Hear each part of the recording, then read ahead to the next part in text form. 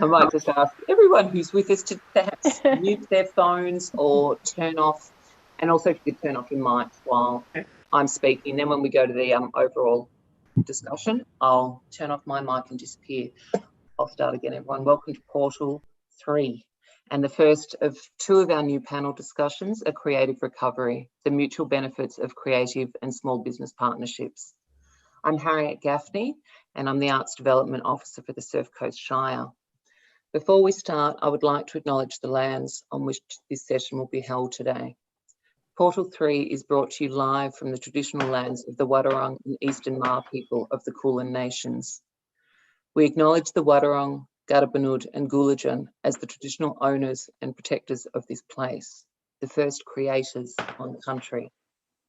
We acknowledge their ancestors who cared for the land, rivers and sea and all things living for thousands of generations, and pay our respects to elders past, present and future. If there's any one thing that 2020 has shown us, it's that we're living in a time when adaptability and new ways of thinking are key. Portal's Creative Coalitions is a pilot project which we've developed to assist with the social, economic and community recovery of the Surf Coast Shire through the development of unique partnerships between artists and small businesses. Before I pass over to Stacey Bobile, who's Portal's Program Manager for the Surf Coast Shire, I just want to encourage everyone watching to articulate your thoughts about the session or any questions that you might have via the chat function at the bottom of your screen. If you've got any feedback for us about the session, we're going to be collating that for Council so that we can use that in the planning of future arts and cultural program. So this is a really good opportunity for you to let us know what you want more of and what might be helpful for you as you pursue these sorts of relationships. We'll also be inviting questions from the audience at the end of the session. So if you have any questions for any of the presenters today, please type them into the chat function during the discussion. Please make sure that you click the drop down that selects all panelists and attendees when you're writing your questions or your comments, as otherwise we may not see it. We're also going to be streaming this session live via Facebook Live. So the video will remain in our feed for you to share with friends or to review the panel again at a later date. Now I'll pass over to Stacey. Thanks, everyone. Thanks, Harriet. Thank you for that lovely introduction. I'm just madly emailing one of our panelists who can't get in. And I've just asked her if she can actually call me or I can call her and we can actually put her on speaker because I think that might be the best. She just can't get in on the link that I'm sending her through and I don't know why. She's trying through Chrome and I have no idea what's going on there. So welcome everybody. This is the first of two panel discussions we have planned as part of Portal 3, which is the third iteration of Portal, which was our response to the cancellation of the 2020 Surf Coast Arts Trail. My name's Stacey Bobile, as Harriet just mentioned, and I'm the Program Manager for Portal. I too would also like to pay my respects to and acknowledge that this panel discussion today takes place on the sovereign lands of the Wadawurrung people. As Harriet mentioned, our focus for Portal 3 was on recovery. We wanted to look at projects that would both open up new opportunities for artists and explore new possibilities for exhibition and new ways of bringing art to the Surf Coast community. We started talking about this project several months ago. Oh, here we go. Somebody's joining us. Yay, it's Belinda. And I'm just doing the intro, Belinda, so thank you very much for coming in. Pleasure. Yeah. Sorry. No, that's all right. That's all right. Anyway, I was just mentioning that our focus on Portal 3 has been on recovery, and we wanted to look at projects that would both open up new opportunities for artists and explore new possibilities for exhibition and new ways of bringing art to the Surf Coast community. We started talking about this project several months ago, and it emerged from a seed in the mind of Karen Steenbergen, She's a local ceramicist and one of our local area coordinators on Portal during 2020. And she continues to do so now with the rest of us for this project. As an artist, Karen herself has already established a creative coalition with Torquay restaurant Stevenson in the creation of most of their ceramic servingware in the restaurant, which I've experienced at firsthand, drastically improves the experience of eating local food. So I'd just like to thank Karen too for all of her behind the scenes work for organising this panel discussion today and for helping out on the pilot project. This discussion will also launch our pilot program where we hope to mentor 2 local businesses and artists through their collaboration over a period of 4 weeks during April. The Shire will fund the creative contribution to these collaborations to an amount of $1,000 each. Expressions of interest for this pilot are now open, and the link to the page will be your closing window today if you've zoomed in. And I'll also pop the link in the comments towards the end of the session. Just keep an eye on our Facebook page, and it's also at our Surf Coast Arts Trail website, surfcoastartstrail.com.au. So I'll introduce our panellists for tonight. Joining us tonight is a group of very talented people from the Surf Coast area and Geelong, Belinda from Geelong. So Kirsten Walsh is a Jan Juc-based full-time artist in the hyper-realist style. Kirsten has recently moved into studio space at Ashmore Arts, which is the artist collective located in the hills of Torquay, one of the jewels of Torquay, I'd like to say, in which she is expanding her art practice to include murals, large graphite and charcoal drawings, and larger colour pieces for print and original sales. Angela Nicholson is a ceramicist based in Belbray. Her work is inspired by our incredible natural environment here on the Surf Coast, and she creates functional pieces to share, serve and appreciate food. Angela has a website, byhandcollective.com.au, through which you can have a look and purchase her work. Now, Nicole Marr is the owner of Great Escape Books in Aireys Inlet, a bookshop that is very much about making people feel like they belong and can engage in a meaningful way with fellow readers and authors. Nicole has co-hosted 4 large literary festivals and now runs regular literary lunches with Little Feast Restaurant, with a little bit of a break in between for COVID, I'm sure. Mark Clattworthy is the owner of Ocean Grind Coffee in Torquay. He turned a coffee roasting hobby into a full-time business and moved into the Torquay industrial space 5 years ago. I'm pretty sure he started the exodus of all interesting businesses to go to the industrial estate in Torquay. I'm not sure if that was all his fault, but he was certainly one of the first. Ocean Grind has since hosted several twilight markets and exhibitions featuring local creatives over the years at the factory cafe space out there. Now, last but not least, Belinda White is a senior communications, public relations and event producer with over 20 years of experience in PR, business strategy, communications and event production. She has led PR and comms teams, driven complex campaigns and media announcements, events and product launches for major corporate and multinational companies across the world. Her experience in influencer engagement, business productivity and improvement, strategy, PR and communications is now being focused on the arts industry. Currently, she's working to connect the arts industry with like-minded businesses to create world-class artwork, thus providing business with world-class profile. So welcome everybody tonight. So Belinda, I'm going to get you to start off tonight. Sure. I wonder if you might be able to kick us off with an overview of your role at Bell's Fine Art as an intermediary of sorts, I guess, between business and artists.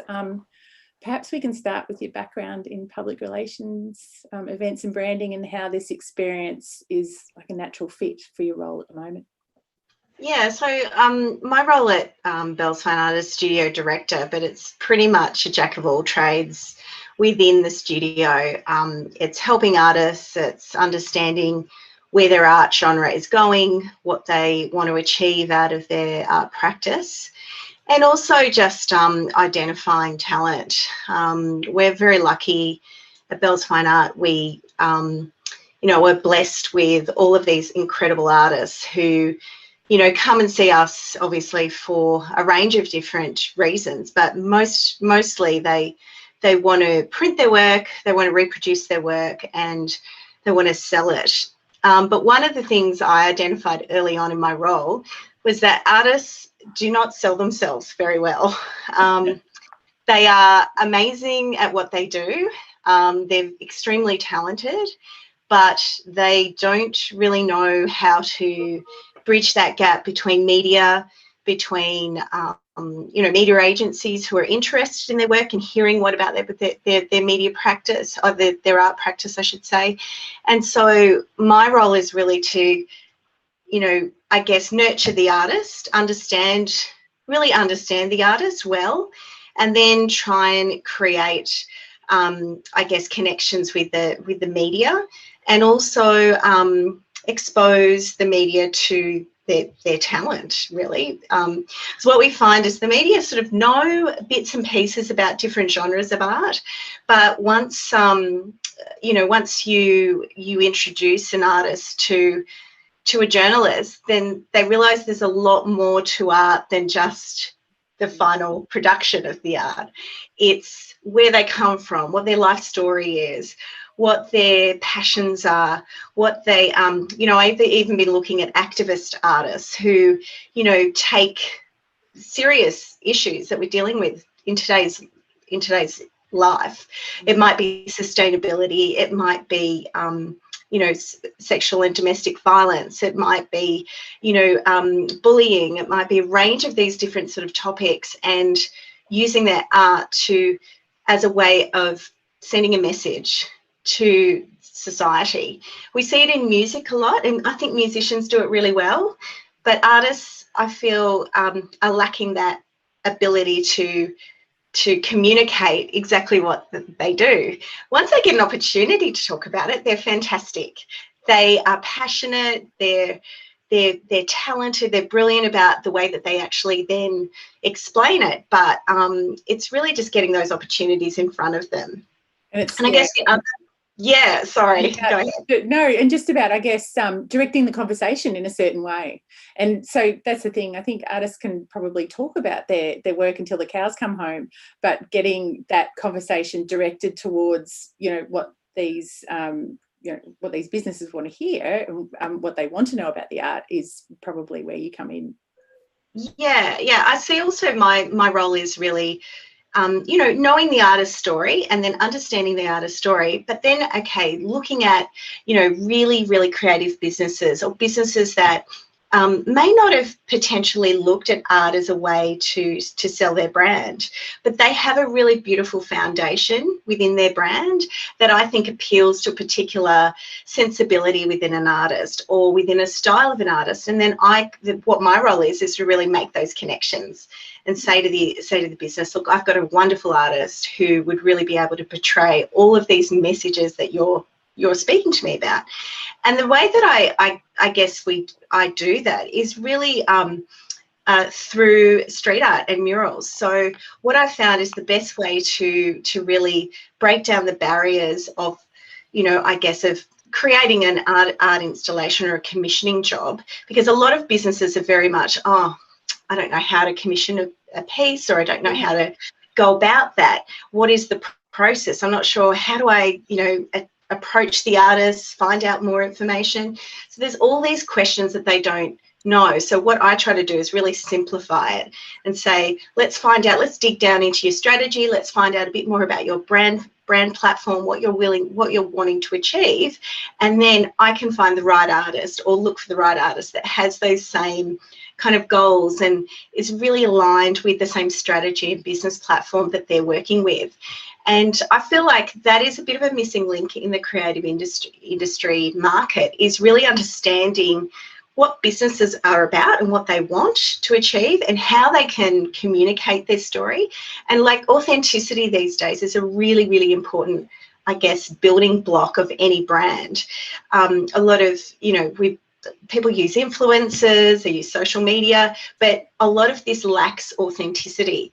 Whereas when you bring an artist into the fold, straight away, the authenticity is there, because it's all about sending and speaking to their customer group or the community in a certain way, and doing it in a really, I think giving back to the community through art is a really, really valuable legacy to be able to give back. And I think businesses more and more want to do that, because they really feel like they're lacking authenticity in other, I guess, strategic and business channels when they're trying to communicate with their customers. And I guess businesses kind of do that in a couple of different ways. They can speak to like the history of, say, where their companies come from, or where, or even like where the businesses emerged from, or even like the story of local community. And I think, because I went back and had a look at the Rhone collaboration with Providence Wines at Finesford, and that was a really interesting story, because the guys at Providence really wanted to continue with telling that story of the building that they're based in. Is that right? Correct. Yeah, correct. So I was going to give a couple of examples. One of them obviously is Baker's Delight, which Kirsten will talk to shortly. But the Rhone collaboration was really organic, the way that it all unfolded. One of the team from, there's an image of the mural. One of the team that was joined to Bell's Fine Art through seeing Kirsten's mural on Baker's Delight wall, called me and said, would you mind coming down to Providence? We'd really like to engage with you, create, you know, an art wine / tourism opportunity here, but very low key. It was all very much, let's do an exhibition every 3 months, a rolling exhibition, and bring in local artists who are talented and, you know, have a passion for this community in this area. We thought, yeah, okay, we'll go down there. And as the discussion evolved, they explained to me the history of the building and the fact that this building had a lot of female content to it. So there was quite a lot of female energy and a real female vibe, being the fact that a wide range of workers that worked in the building over 140 years ago were all women. So these were... was it a textiles manufacturing plant? It was a paper mill. Oh, so right, of course. 160 metres of machinery to create paper. So obviously Buckley Falls was utilised to create the machinery to actually work through steam, and then they used these huge reams of cotton paper, which weirdly is something we still use today in fine art, is cotton rag. And they were creating cotton rag, so they were removing buttons, zippers, you name it, and they were recycling cotton fabric and old clothes to make into cotton rag paper. So it was really, really interesting. Once we heard that story, I then made the connection to obviously Rhone being an incredibly talented artist that can paint on so many different surfaces, and also being local, being his mum lives in Finesford, she goes down to Providence Wines on a regular basis, loved the building. There was just all these synchronicities that seemed to just come together through the evolution of conversation. And it was only at the end of the conversation I said, would you consider putting a mural, a permanent mural in this space, and having a beautiful mural that reflects the space and, you know, gives a nod to the history, but also connects it back to, I guess, its very essence from when it was first built.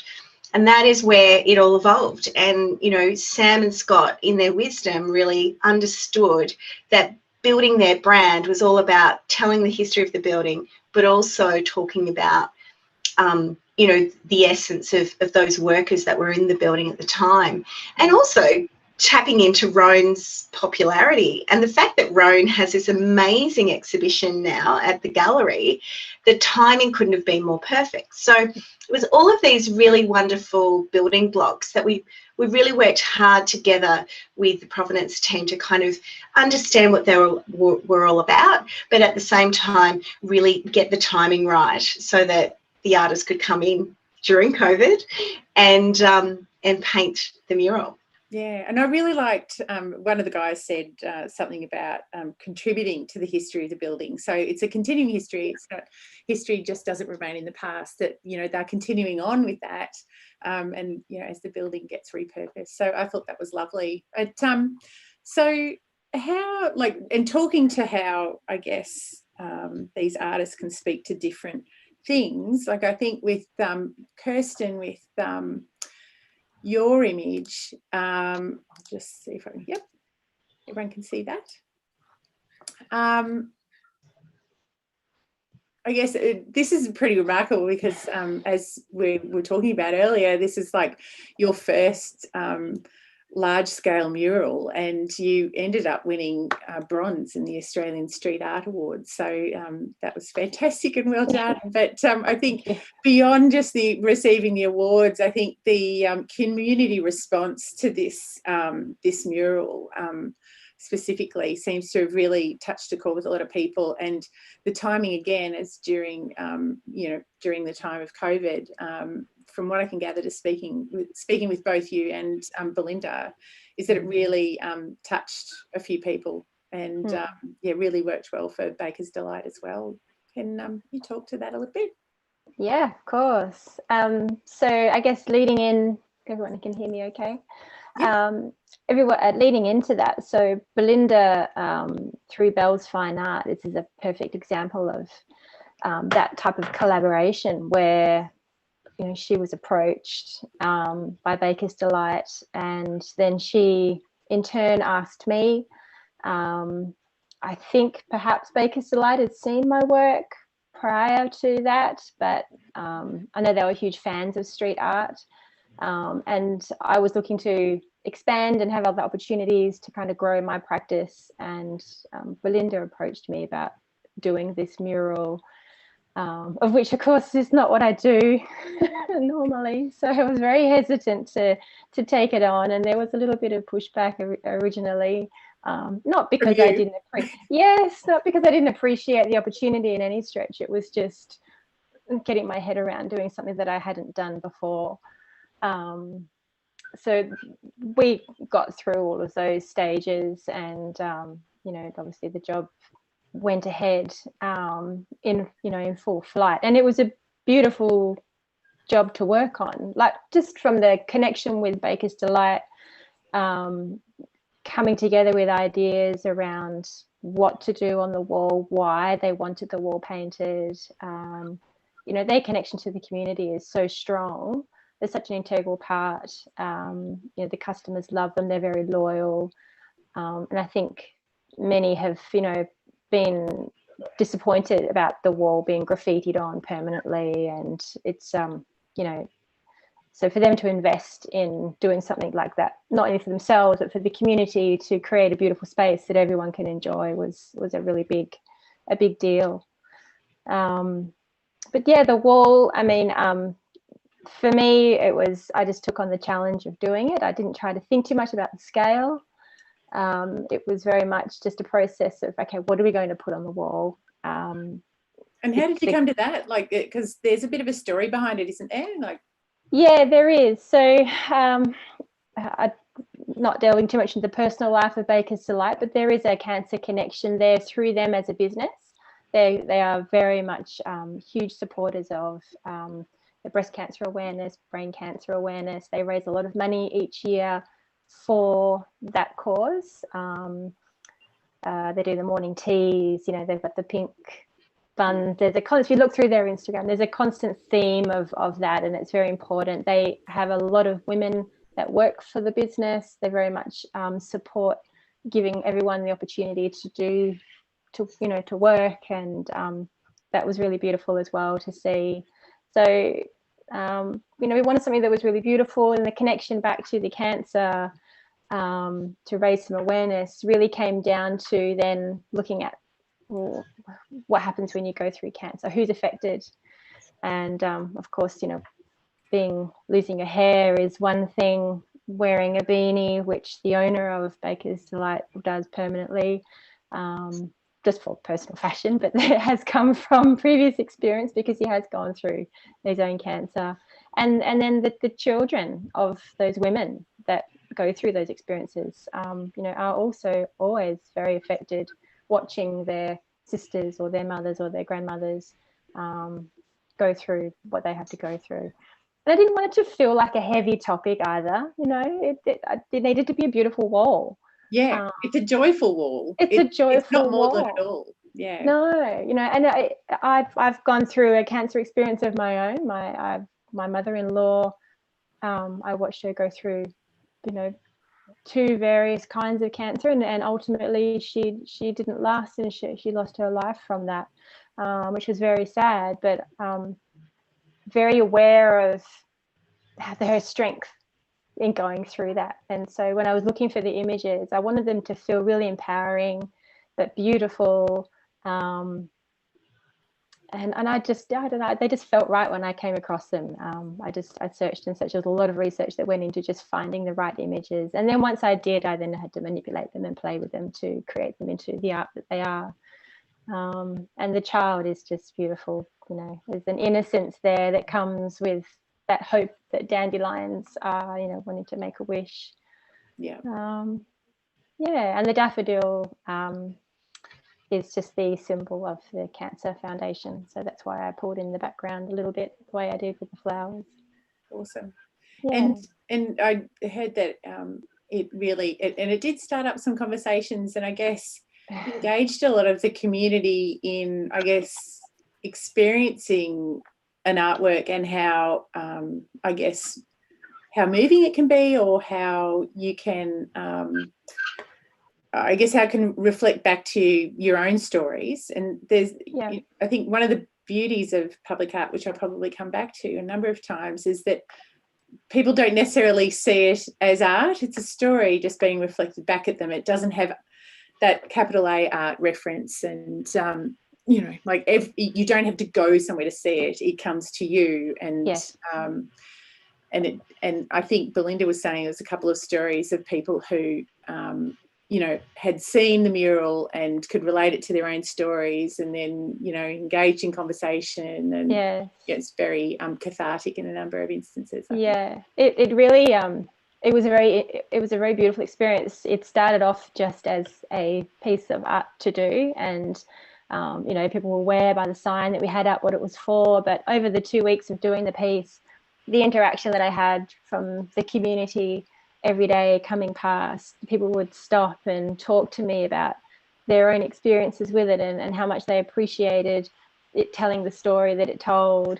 You know, I don't want to go too personal with everyone, but I had a mother come with his young boy, and he had lost his father not that much longer, you know, earlier on. It was very emotional, and he just loved art, and, you know, he wanted a photo with me, and he just wanted to come every day because it really meant something to him. Somebody else wrote this beautiful poem in reflection of what he was watching grow every day, and he would come and just sit and watch me work. And it was just a really beautiful interactive experience to have with the community. It wasn't something that I expected out of doing the job. It was very and I found that aspect of it really, really rewarding, even more so than just doing the work itself. Yeah, and quite a change from the normal experience of artists who are sort of in your studio for long periods of time on your own, you know. So yes. being out and, you know, having conversations while you're actually doing your work. I think the other thing that I found really interesting was I know that artists, I guess they intuitively know that people love their art if they buy it or if they view it, but it's really nice when you see it in person, or you hear about it as an, you know, I think that's a really wonderful way that street art interacts with people. I always say art should be accessible for all. You shouldn't have to go to a museum to see art, or you shouldn't have to, you know, imagine just turning every corner and seeing art. I think that's how we should live our lives, because you're having these stories reflected back to you every day. And some of the things that I was talking about before about community engagement, you know, we're already noticing so many other social issues in today's society as a result of COVID. And one was loneliness. And this man who kept coming back and wrote the beautiful poem to Kirsten, by the way, his story was beautiful because he went and sat in this cafe opposite the mural and he watched the mural develop. And as it progressed, I think it was his purpose in life for that period of 2 weeks that we were doing the mural, that he had a purpose. And every day he went and had his coffee and he saw the progress of the mural, but it really helped him with potentially depression and anxiety and loneliness. And it was something that really gave back. It was a really, really obvious legacy that we were able to give back to the community. And for me, that was quite moving. Yeah. And that's great. He still keeps in touch too. Sorry? Yeah. He still keeps in touch. Oh, does he? You've got a lifelong fan there. I do. He's not lonely, not when he has art. Yeah. Well, that's a perfect segue because, moving art out of the gallery space has been one of the other themes that we've been going with for this version of Portal. And later on next month, we'll be having another panel discussion along those lines about how COVID has actually made a lot of galleries think differently about how they present art, as a result of COVID, and I guess, and the importance of getting art out of the gallery space, and I guess getting people to recognise that they are actually interacting with art on an everyday basis. But yeah, it's also really relevant to mention that it is important to support art in a public space, and because in the public space people are able to respond to art in a very natural way, so it normalises the appreciation for the work of artists, I think. So and like you were saying before, like the words art and artists have been politicised to an extent, I think, in that they're either given a reverence that's not necessary, or it's given the old elitist treatment by Conservatives and saying that it's only for the educated or for the few or for those who've studied art history, which is complete rubbish. So public art and supporting local artists by employing them for their unique creative skills is a democratised form of art, I think, that is free of this and can be accessed by the whole community. So anyway, and it's interesting that people still separate artists and art from everyday life when really it's all around us, and it doesn't necessarily have to take form of a paintbrush or being sculpted by hand or being written in a book. So that leads me to another creative, Mark Clattworthy from Ocean Grind. Mark, you described yourself as a creative supporting other creatives. Can you elaborate on that for us and tell us about your collaborations with artists in your wildly successful Twilight events at the Ocean Grind Factory? Yeah, so I guess, since I started out, I was always promoting that I'm a local maker. So I was wanting other businesses, so cafes and shops, to support my products because I'm local and, all that. So I guess I wanted to practice what I preach and shine a light on other local makers and make sure we were using local products in our business, but then also had the idea of the Twilight Market when I was moving into that warehouse space, and that sort of envisaged having events where we could showcase other local makers and artists as well, and just shine a light on other like-minded people and attract the community to it, and just basically promote each other and create awareness about what each other is doing in that space. And they've been very popular. We then also branched off that to do an Art Local event, which Natalie Martin helped a lot with that. That was 2019. And then we did plan another one just as COVID hit last year, but we had to can that. But I'm hoping to do that one again as well. And in the meantime, we're displaying local artists' work on a rotating basis in our cafe, which a lot of other cafes in Torquay are doing as well. So sorry, I probably covered a few. That's great. Maybe they've been inspired by your leadership. I think it's done. It's been done a lot of places, that part of it. But definitely the markets are a good one. I'm fairly proud of that. I think it's generally something I'm interested about, like photography and art and people making surfboards or clothes or whatever it is. And I just really enjoyed bringing it all together and having a bit of music and food trucks and having that sort of hospitality aspect as well, and a few local food and wine producers as well. And I've really enjoyed them. As a fair bit of work for not much return on some aspect, but in other ways it rewards a lot as well, because it's you get access to a broader audience through all the people you've got there, like through their channels, and which may or may not lead to more business. It doesn't matter if it does or not, but and I've seen other little collaborations happen with, like, a couple of different artists that have been at the markets themselves. I've then seen them kind of team up and do other things because they met at the market, and so all that's pretty cool to see as well. Yeah, because I guess, and it does create, I guess, a sense, more of a sense of community as well, like even within that space, because you're joining, like you said before, you're joining like-minded people, and it's a very celebratory event because you have food and drink and and it has a very much a festival type atmosphere.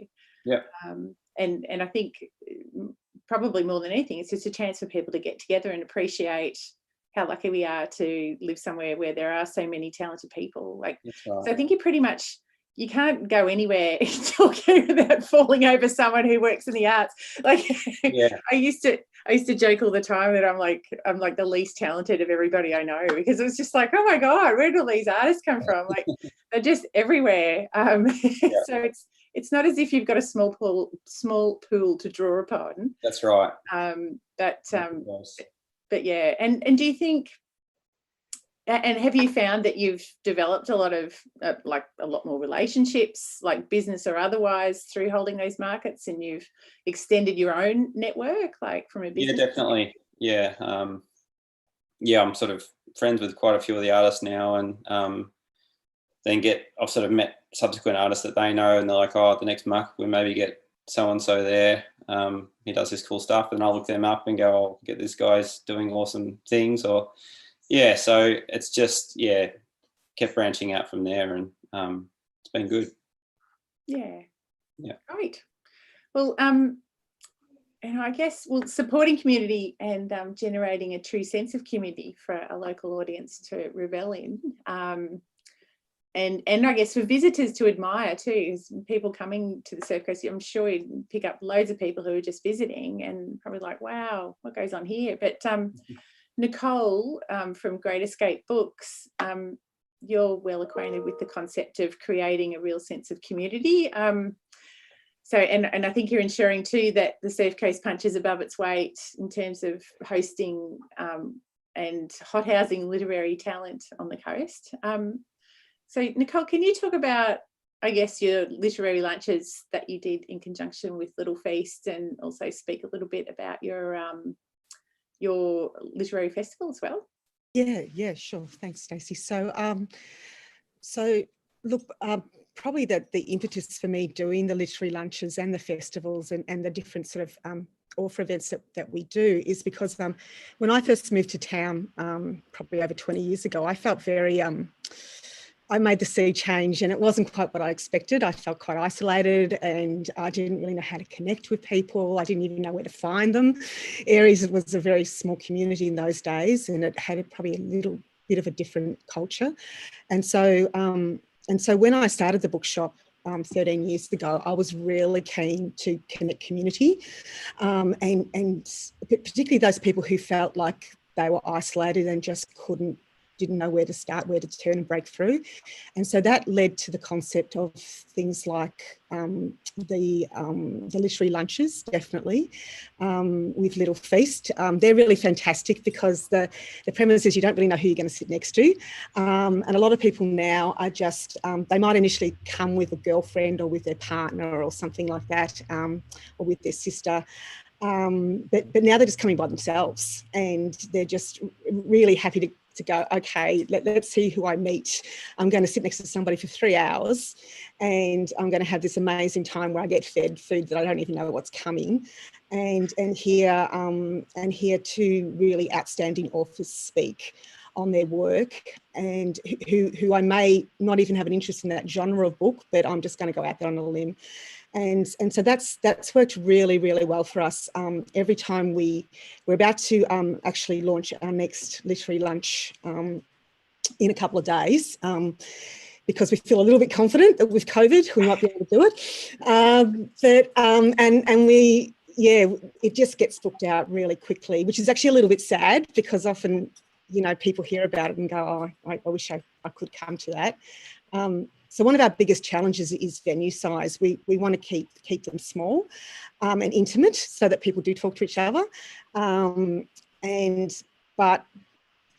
you know, you can only seat so many people, particularly with COVID as well. So we've got a few hurdles to overcome with COVID safe practices and things like that. But yeah, so we're excited to start the literary lunches again, and that the real impetus for me really is just about connecting people. That's all it's about. Once again, a bit like Mark, doesn't seem to make very much money or anything like that by the time you pay all expenses and pay for food and all that sort of jazz. But it's really, it's just so much fun. You come out with a real buzz. So, and then of course we've done some really big literary festivals, but for me, I sort of like the lunches a lot better, just because I actually get to talk to the people rather than just running around troubleshooting and putting out spot fires and things like that. More relaxing. So, and how about Little Feast? Like, did they, did you approach them or? Yeah, no, we did. We approached. We sort of rotated around a few different venues. We use the hotel as well. So something really, if we sort of know ahead of time that it's going to be really huge, we'll approach the hotel, and they really love it as well. But Little Feast has been fantastic in the fact that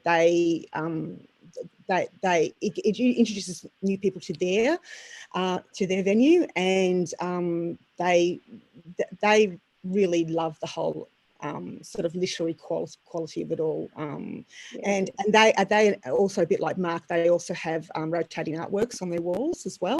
So they're very much in the headspace of, what can we do next kind of thing. So, yeah, so they're great. And is there like a little network of you now? Like, so if you're...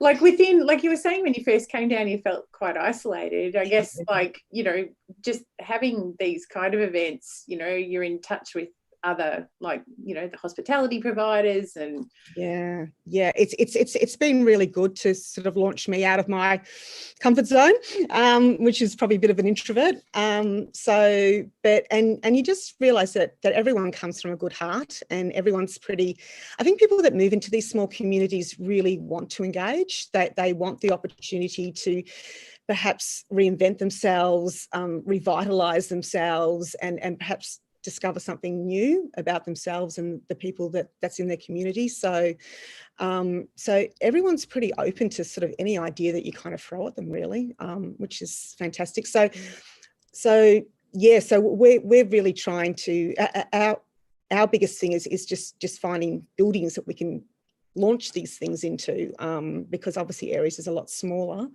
and but all the venues are all very happy for us to use them. Yeah, and you've had some really great feedback about these lunches from, like, I guess, broader, like, literary circles. Like, I understand they've got a really great reputation. Yeah, they have got a really, I'm very lucky that I work with a really good team. You can probably see a picture just on the side there of Hanny Rayson. So she actually has got a family holiday house here in Fairhaven, but she's probably one of Australia's best known playwrights. And so she works with me in conjunction with an editor that lives in town, Nan McNabb, and she's done work for Bryce Courtney, for Isabel Carmody. So I've got this amazing creative, so it's just the three of us, this amazing creative team, and through their contacts and my contacts in the publishing industry, we get to bring some really big name authors down. But I'm also really conscious about promoting local authors as well. So what we'll often do with these lunches is we might have somebody that's say the one in front of you, the Charlotte Wood. She's a big Sydney, or well, Australian author. She lives in Sydney, so we fly her down, and then we'll buddy her up with a lesser known author that perhaps is an emerging artist, and whose work that we really feel like we can stand behind. And as much as possible, we try and do that with local artists. Such as Mark Smith. Yeah. He lives in Anglesey. He wrote the Road to Winter trilogy. He's got a new book coming out really soon. Fable Parrott, you guys probably know her. Yeah. She was living in Jan Jack, and she's just moved to Pennyroyal. And she's won huge awards for all her 3 books. And so we try and involve those sort of authors as much as possible, and then do other things like children's story time. And there's some amazing children's authors and illustrators in the community. So like the artists, we're really blessed with just so much talent that's around us. So yeah, it's great. Yeah. and I guess, and like there's a theme running through tonight too. Seems to be that hospitality is very much an industry that's open to creatives coming into the business, because I guess cooking, serving food, that sort of thing, it's all creative. So which leads me to Angela Nicholson, who is our ceramicist representing tonight. So Angela, can you, you've collaborated with Coast Restaurant, is that right? Who is it? Just unmute. Oh, there she is. You dropped off my screen too, so I thought, oh no. Yeah.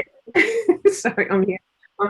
Yeah, absolutely. Yeah, which was no, I've really enjoyed actually just being here, listening. That was an amazing job to get, a very large job, and I perhaps like Kirsten, I did push back a little bit just because of the scale of things, but Damien, who's the owner, Danny, and they were just who I could work with, so I just went for it. And the job grew as it went, and so it was huge, but it was amazing. I learned much, and quite proud, and it's really nice to hear people not just experiencing or just that something you've created is part of their experience. People are really appreciating that, that the handmade quality of things. So it was amazing that he could have just gone, to some sort of bought, very affordable place, but he was happy to support local, and just in every way actually he's supporting the community, and I think that comes around. I think he sees that big picture. That's awesome. So they actually approached you then? Yes, which and like I said, I meetings and sort of trying to understand it all, and work out after and things that ran beautifully. So I knew there were people I could work with, but the scale of it was pretty huge for 2 hands, but it worked. It was the timing was right with COVID as well. I was stuck at home, I just sort of expanded my setup, hired an extra kiln, all these sort of practical sides of things, and it all just it happened. So. And how did he find out about you, Angela? That was through the Solly, the word of mouth connection. He offered her the job first. Actually, she turned it down. She was much more experienced than me in terms of what it would entail. So I was naive to say yes, just the sides of it. But it was all like I'm so glad that I did it. It challenged me, it grew me, and now I have people coming up to me saying how nice their experience was, and my plates were part of plates and bowls. Oh, that's wonderful. So the good old artist network came through for you. Definitely, I mean, it is wonderful. It is lovely, and support is incredible. So it's nice being part of that. Yeah, and so how do they promote that, like within the restaurant? Do they actually refer to it in the menu or anything like that, like as your work as being these plates, or do they use everything? There's a little write-up. There's a little write-up at the start of the menu. There's verbally, I guess they a friend said to me on local radio, they even mentioned my name through the social medias and things like that. So yeah, I didn't know. Yeah, so yeah, it gets out there. Word gets out there. Yeah, no, but I'm sure it reflects like the values of like their business as well, and what he's trying to do, and as a restaurateur, and that's obviously why he's sourced out like the local content, if you like, for what he serves his food on. Yeah, absolutely. I think it cycles back to him, and the experience of people, and knowing that he supported me, and Melinda also has made some ceramics for them, and just that, and it's in everything. It's in art, photography, it's everywhere. So yeah, it's nice.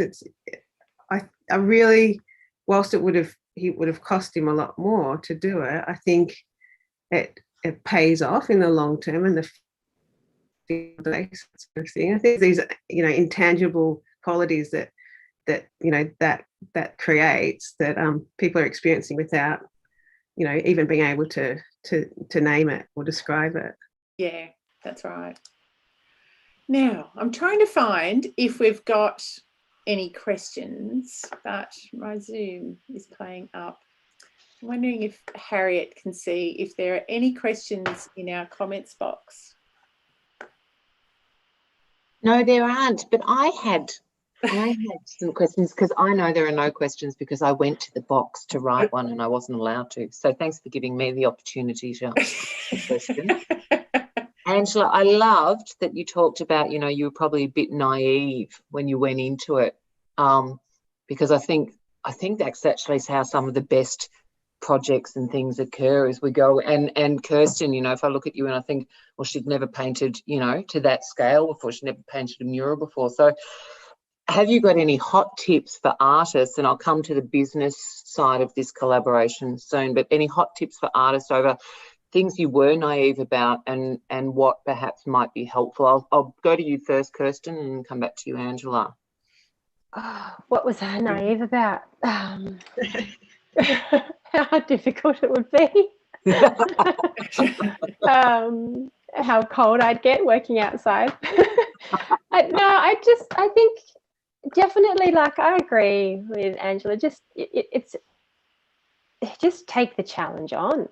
Like I pushed back initially. I'm like, oh, I don't think I could do it. I had all this self-doubt, because putting your own artwork out there in such a public way, front and center, is very intimidating. It's like, what if I don't do a good job? What if I stuff it up? I've got people watching me do it. That's another aspect. I work on my own normally. So there's not just doing the artwork, there's all these other, emotions and like things that just come up. But I just thought, no, I'll just take it on. I'm just going to do it and embrace that challenge, and blocked everything else out. And it's been the best thing for me, for my practice. Yeah. And Angela, I totally, I know that too myself. I think the best things that I've ever done, and I'm sure that Stacey's the same, the best things I've ever done, you just dive in, and actually, my favourite quote from an academic, in this realm, like through creative practice degrees, and that the magic is in the handling. It's how we deal with, and so whether that's from a project sort of management, curational perspective, or the making, it's how we deal with the issues that arise as we go through, and that's part of that sort of plastic nature of art making. Yeah. Angela, any things that you would like, because I could see you quite, well, one, why would you not want beautiful hand-formed plates that you could hold that had weight, that were made in the place where you were? But any tips you've got for, the things that you were naive about, that if you'd had a little bit more of an insight could be helpful to someone else? I think I agree with Kirsten, just like that sort of advice of just challenge yourself and go for it, and you'll figure things out as you go. I also think if it feels right, like I know as a creative and as an artist, it's a roller coaster of emotions in terms of confidence and believing in yourself, and that you're sort of stuck with that. I think that's always going to be there. So just go with it. Things like the business side of things, the practical side, like, you know, pricing and quoting and things like that, they're a huge part of it. They take a lot of time, and you can't be doing these things for nothing. So that you know is the reason why we can do this without needing to do other work and that sort of thing. So price wise, I think you find a price that's fair for them and fair for you, and then you've hit it on the head. You've got it right. So that needs to feel right, I suppose. So that would be some advice I'd give, you know, because that's a big part of what keeps us being able to do what we're doing. But the whole thing needs to feel right enough anyway, just to be able to go for it. And what about the business side of these collaborations? Anyone got, Mark, have you got, you know, when it comes back to, you know, perhaps having an exhibition of multiple artists or something in your space, you know, is there anything now that, you know, that would be a round two, anything that you'll do a little bit differently? I think just I think having a good mix in there, a good variation of stall holders and art types. And I think like I think initially I didn't charge for it, and someone said you may as well, like the artists are getting like, or the stall holders getting like out of this, so why not, you know, it's got to work for both sides, doesn't it? Right. You know? Right. You know, and I made sure the staff were then paid and all those things, and made sure it was a little bit viable. And but I think just having a good range of art and makers and things there. And then with the art show, we cast the net fairly wide with the styles we had, and that's why last year we're going to do a surf photography one. So I think just seeing where we can go with that as well is getting exciting with that art show as well. Just looking at different styles we could do and maybe like theme them. Nicole, sorry, Stace, take it back. When you say we, Mark, who is your team? For the art local one, Natalie Martin did a lot of curating. Right. She did the curating with the artist. Right. Okay. And helped set it up. So, and I met her basically through having her at Twilight markets that I've had. So, again, it's one of those relationships that's formed through the Twilight market, and now, we've teamed up for the art local side of things. So, she's very passionate about it as well, and was keen to do the second one, which was going to be last year, as COVID hit. But So, and Belinda too, like, because I was thinking too about like matching a business to a certain creative. Like, I guess with a lot of these organic relationships that we've been talking about tonight, particularly with Angela, it sounded like it came through a contact through a contact. But I'm assuming that the fellow at Coast had already seen your work, Angela. Is that right? Or absolutely. Well, that was through social media. He'd seen right. And he'd saw enough, on there. So do you ever get, Belinda, do you have businesses come to you and they say, look, we're looking for a mural, but we have no idea who to approach? You have that all the time, and like, how do you go about matching those up? Well, I think it's sort of happened organically. I know that, I mean, strategically we definitely want to be in this space, because one of our own brand platforms is to support local artists and to see them push barriers on genres. And so you know, if you look at Kirsten, she's an exact example of that. But I've got other examples, like, for example, we had a photographer who just started printing with us just randomly. She was a mature age student. She'd started photography very recently, but she just had an eye for urban buildings, understanding sort of light and shade within architecture. And she's just a very understated person, and like most artists, doesn't think her work's very good, but it's brilliant. And she was working with a vintage lens. So she'd really gone all full circle. She tried all these different technologies, different lenses with photography. And then she decided, okay, I'm going to just go back to a really old 1952 vintage lens and start taking photography through that. And so she started then entering into, you know, fairly small scale kind of, you know, photography submissions to awards, etc. And she just felt that she was stagnating. And I said to her, like, go down at, you know, at sunrise and just start taking photographs and see what evolves. And as the conversation kept evolved over sort of a year, she started really honing her understanding of this particular lens and knowing how to make, you know, beautiful, beautiful images out of Geelong landscapes. So she would go down to, you know, just down to the foreshore and make those red umbrellas near the beach house, which has just been re-renovated, look like the French Riviera. I'm not joking. Like, she literally has done a whole series called the French Riviera, which is Geelong foreshore. And then just serendipitously, we get loads of people come into the studio. We'll have people come in the studio and say, oh, can you print a photo for me, you know, on photo paper?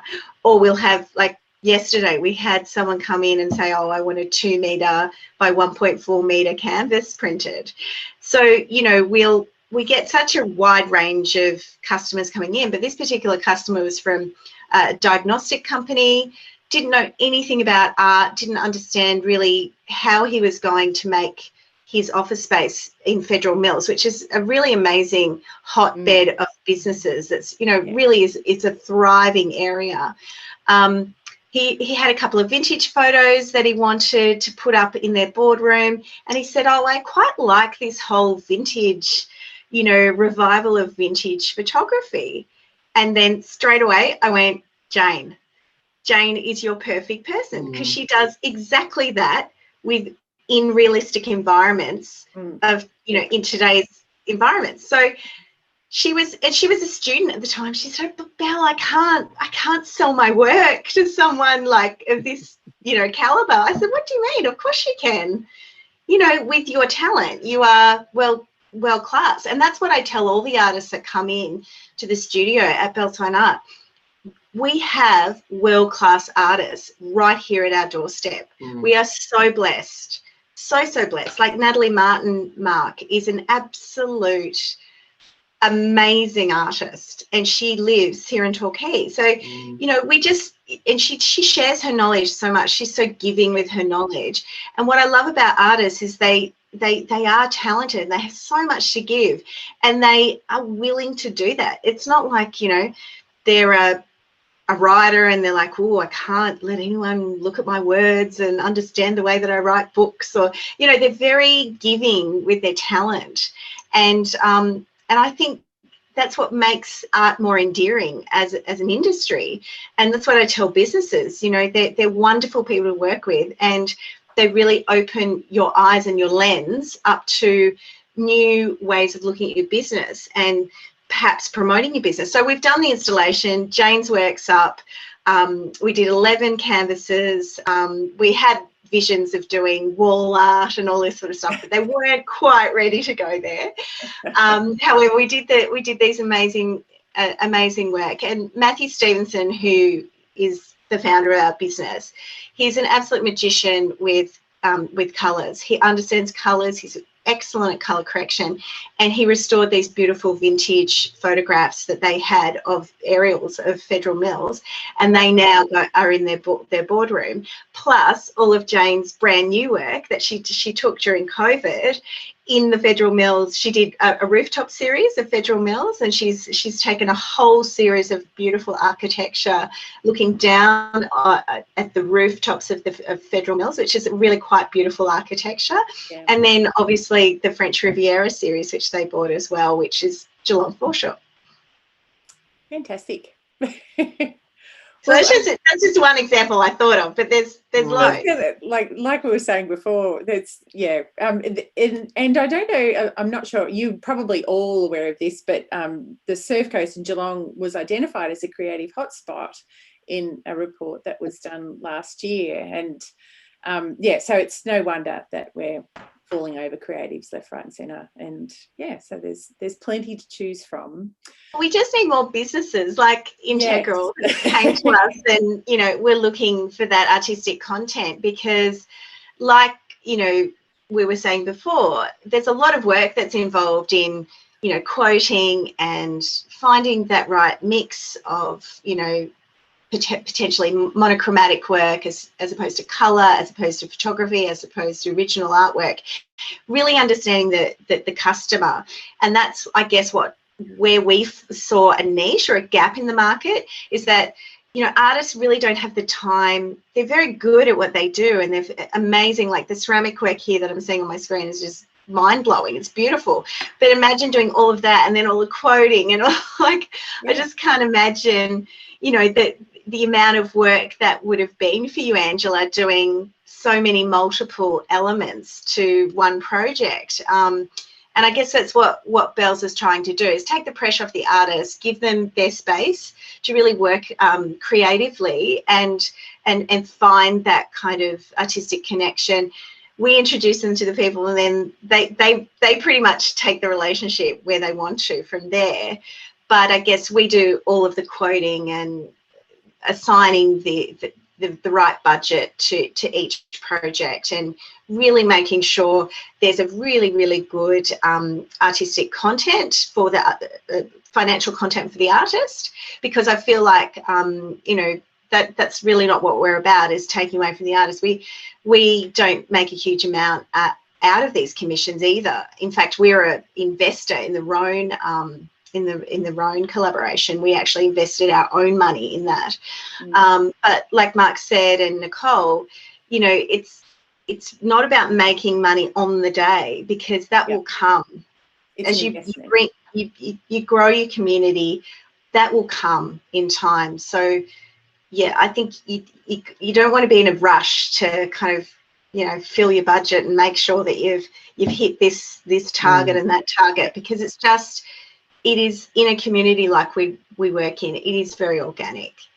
And I do think too that it's not that, because I think within the community that we live in, I think a lot of small businesses in particular, like Mark's, are interested in supporting local artists, but it may not be a priority on their list. So I guess businesses like yours take out the legwork a little bit. And I guess and the pilot program we're trying to launch is to take that step out. So of like, I don't know what artists to get, and I don't know what kind of art I'm after. I don't even know what's out there.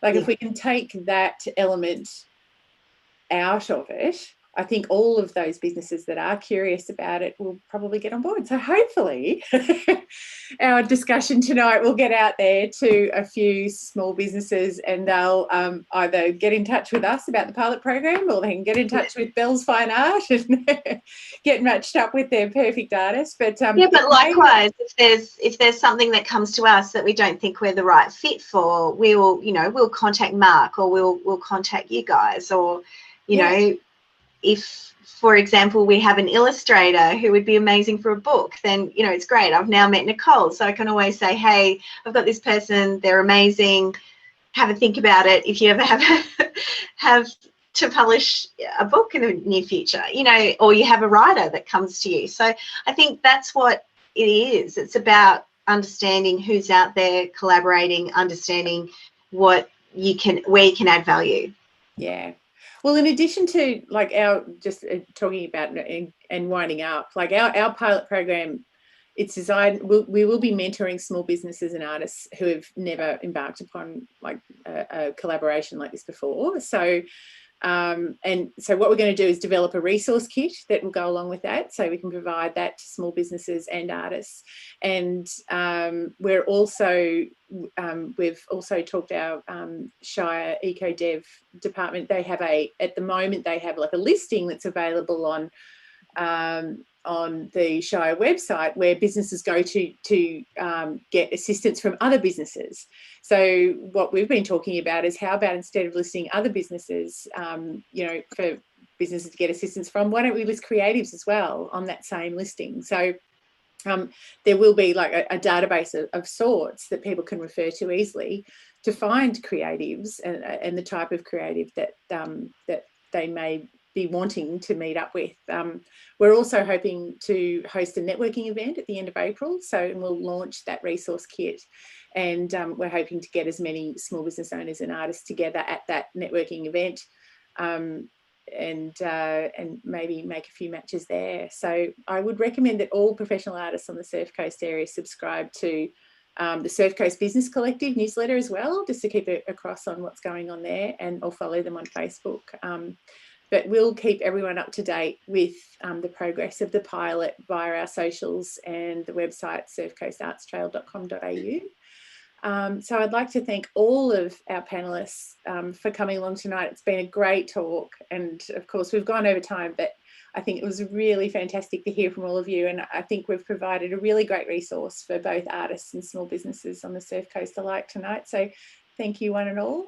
Thank you if you've been watching via Facebook, and yeah, I'll have to find how I exit this program because I've got so many windows open right now. Generally, we'll just close off. Yes. Okay. Well, thanks again, everybody, and hopefully we'll catch you soon. Thanks, everyone. Thank you.